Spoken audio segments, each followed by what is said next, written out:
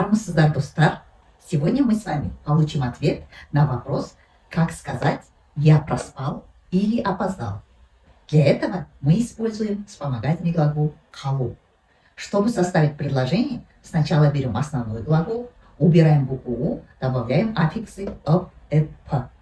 Потом берем вспомогательный глагол «қалу», убираем букву «у» и добавляем аффикс «д» и личные окончания. Давайте посмотрим примеры. Кеше ұйықтап қалдым. Вчера я проспал. Жұмысқа кешігіп қалдың ба? Ты опоздал на работу? Жатып қалдыңыз ба? Вы уже легли? Вспомогательный глагол «қалу» употребляется еще в будущем времени. Тогда добавляем аффиксы будущего времени. Давайте посмотрим примеры. Мені оят, әйтпесе ұйықтап қаламын. Разбуди меня, а то просплю. Тұр, әйтпесе жұмысқа кешігіп қаласың.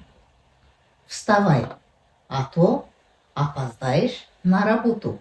Ол ылғи ұйықтап қалады. Он постоянно засыпает. Слово «әйтпесе» переводится «а то» или «иначе». Если вы помните, слово «ылғи» переводится «постоянно». На этом мы сегодняшний урок завершаем, а в следующий раз у нас будут еще другие интересные темы. Поэтому не пропускайте уроки, подписывайтесь на канал. Келесі кездескенше.